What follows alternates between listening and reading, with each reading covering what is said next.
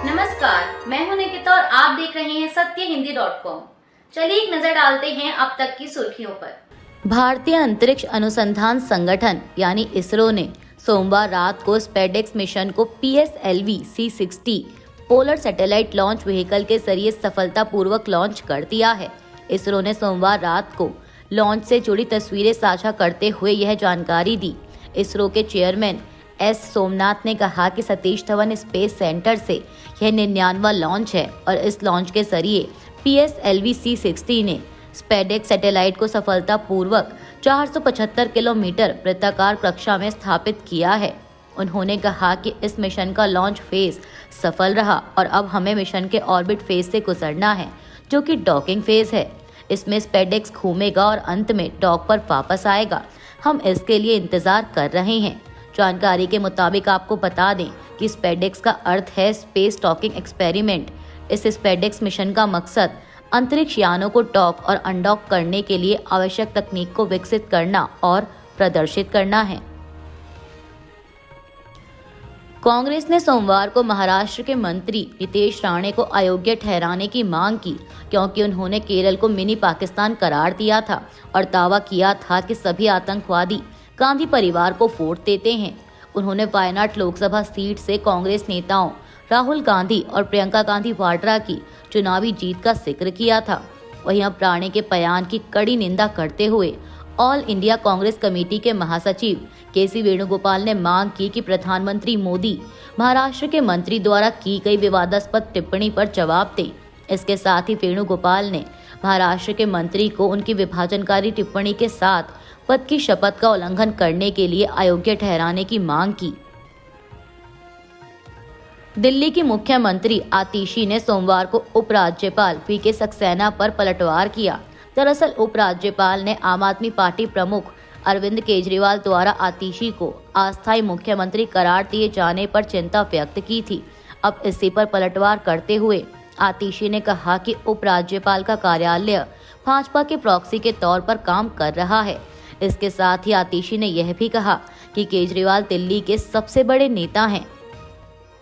पश्चिम बंगाल की मुख्यमंत्री ममता बनर्जी कल सोमवार को संदेश खाली पहुंची, जहां इस साल की शुरुआत में स्थानीय TMC नेताओं पर यौन उत्पीड़न और जमीन हड़पने के आरोप सामने आए थे।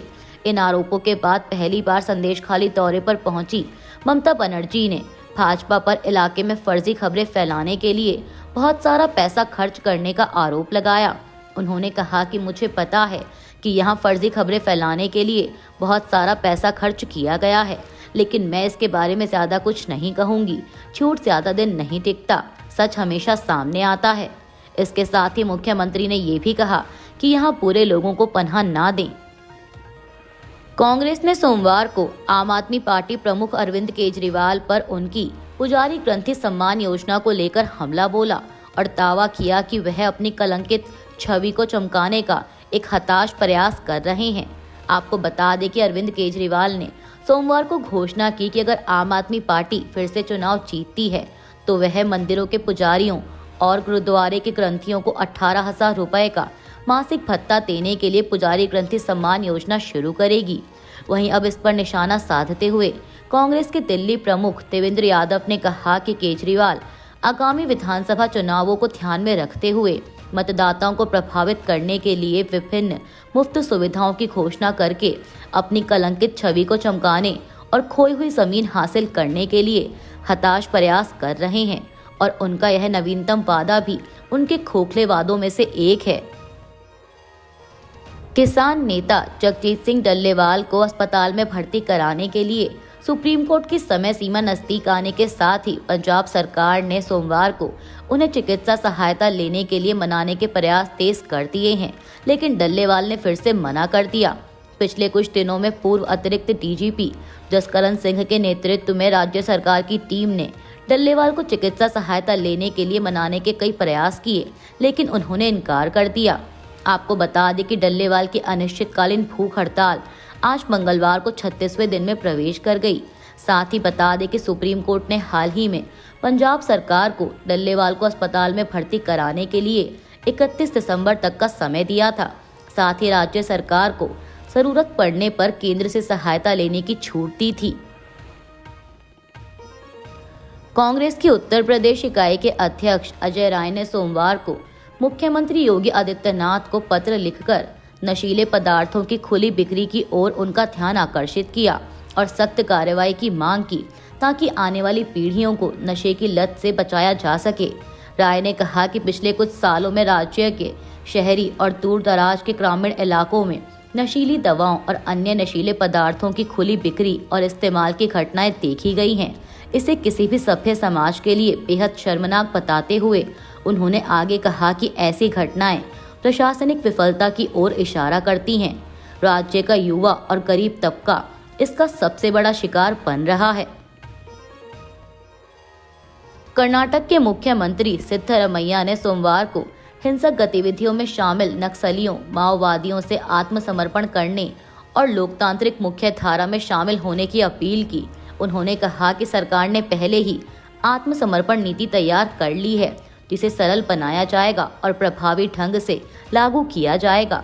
सिद्धरमैया ने एक बयान में कहा कि हमारी सरकार कर्नाटक में सभी नक्सलियों को पूरी तरह से आत्मसमर्पण करने और मुख्य धारा में फिर से शामिल होने के लिए प्रोत्साहित करने के लिए दृढ़ संकल्पित है। दक्षिण कोरिया की राजधानी सियोल की एक अदालत ने पूर्व राष्ट्रपति यून सुक येल के खिलाफ गिरफ्तारी वारंट जारी किया है। मीडिया रिपोर्ट्स के मुताबिक उनके खिलाफ यह वारंट उनके द्वारा देश में लगाए गए मार्शल लॉ के कारण जारी हुआ। बता दें कि पूर्व राष्ट्रपति यून सुक येल ने बीती 3 दिसंबर को देश में मार्शल लॉ लगाया था। हालांकि कड़े विरोध के बाद उन्हें 6 घंटों के भीतर ही अपने फैसले को वापस लेना पड़ा था, लेकिन इसके बाद उनके खिलाफ महाभियोग प्रस्ताव लाकर उन्हें राष्ट्रपति पद से हटा दिया गया और अब मार्शल लॉ लागू करने के ही उनके फैसले के खिलाफ जांच चल रही है और उन पर विद्रोह और देशद्रोह के आरोप लगाए गए हैं। इसी कड़ी में जांच के दौरान पिछले 2 हफ्तों में पूर्व राष्ट्रपति को पूछताछ के लिए पेश होने के लिए 3 समन भेजे गए थे, लेकिन उन्होंने इन्हें अनदेखा किया, जिसके बाद उनके खिलाफ यह वारंट जारी किया गया है। अमेरिकी अधिकारियों ने सोमवार को कहा कि चीन की सरकार के प्रायोजित हैकरों ने अमेरिकी वित्त मंत्रालय के सिस्टम में सेंध लगाई थी। हैकर कर्मचारियों के वर्क स्टेशन और कुछ दस्तावेजों तक पहुंच गए थे। वहीं चीन ने आरोपों को खारिज करते हुए आधारहीन बताया है। मीडिया रिपोर्ट्स के मुताबिक यह घटना दिसंबर महीने की शुरुआती दिनों की है। इसकी जानकारी तब सार्वजनिक हुई जब वित्त विभाग ने इसके बारे में सीनेटरों को पत्र लिखकर सूचना दी। आपको बता दें कि अमेरिकी एजेंसी ने इस सेंधमारी को एक बड़ी घटना कहा है और साथ ही यह भी बताया कि इस घटना के प्रभाव की जांच के लिए FBI और अन्य एजेंसियों के साथ काम किया जा रहा है। वहीं राजधानी वॉशिंगटन DC में चीनी दूतावास के प्रवक्ता का कहना है कि यह आरोप एक बदनाम करने वाले हमले का हिस्सा है और इसे बिना किसी तथ्य के आधार पर लगाया गया है। अभी के लिए बस इतना ही। बाकी की खबरों के लिए बने रहिए सत्यहिंदी.com के साथ।